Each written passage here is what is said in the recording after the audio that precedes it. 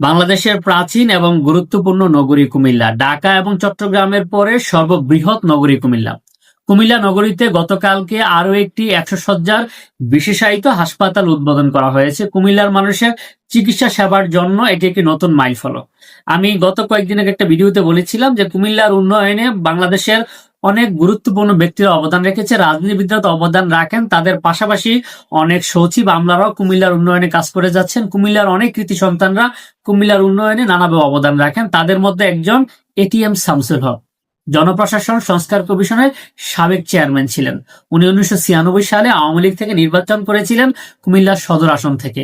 উনি কুমিল্লা নগরীর 4 নং ওয়ার্ডের বাসিন্দা ছিলেন। উনি ওনার নিজের জায়গায় 125 একর জায়গা কুমিল্লাতে একটি মেডিকেল কলেজ, হসপিটাল এবং নার্সিং ইনস্টিটিউটের জন্য দান করেছেন। এছাড়া উনি একটি কলেজ প্রতিষ্ঠা করেছেন, Mansur Ali technical school and college, আপনারা সবাই জানেন। তো কুমিল্লা নগরীতে ওনার স্বপ্ন ছিল অনেক কিছু করার, তো উনি আসলে জীবিত অবস্থায় এগুলো করে যেতে পারেননি। গতকালকে সমাজ কল্যাণ মন্ত্রণালয়ের আওতাধীন কুমিল্লা নগরীতে 100 শয্যার একটি বিশেষায়িত হসপিটাল, জেলার মানুষের আধুনিক সাশ্রয়ী মানসম্পন্ন চিকিৎসা সেবা নিশ্চিত এখন সময়ের দাবি। এই হাসপাতাল কুমিল্লার মানুষের চিকিৎসা ব্যবস্থায় গুরুত্বপূর্ণ ভূমিকা রাখবে।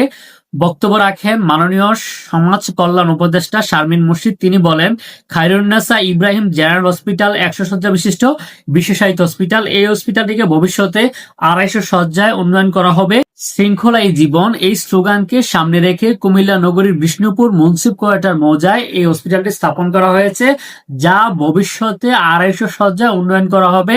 এখানে একটি খায়রুন্নেসার নামে, মানে এটিএম শামসুল হকের মায়ের নাম খায়রুন্নেসার নামে একটি মেডিকেল কলেজ নির্মাণ করা হবে এবং ওনার স্ত্রী রাবেয়ার নামে একটি নার্সিং ইনস্টিটিউট করা হবে। আমরা কুমিল্লাবাসী ওনার প্রতি অনেক অনেক কৃতজ্ঞ। কুমিল্লাতে এমন অনেক গুণী মানুষ আছেন যারা নিজের জেলার জন্য অনেক বেশি অবদান রেখে গেছেন, তাদের মধ্যে অন্যতম একজন এটিএম শামসুল হক। আমরা ওনাকে, ওনার আত্মার মাগফিরাত কামনা করছি, আল্লাহ যেন ওনাকে জান্নাতবাসী করে, এবং আমরা কুমিল্লাবাসী প্রত্যাশা করব দ্রুত সময়ের মধ্যে যেন কুমিল্লায় যে খায়রুন্নেসা মেডিকেল কলেজ এবং রাবেয়া নার্সিং ইনস্টিটিউট স্থাপন করা হয়। এই প্রত্যাশায় এখানে শেষ করছি। ভিডিওটি শেয়ার করে সকলকে দেখার সুযোগ করে দিন।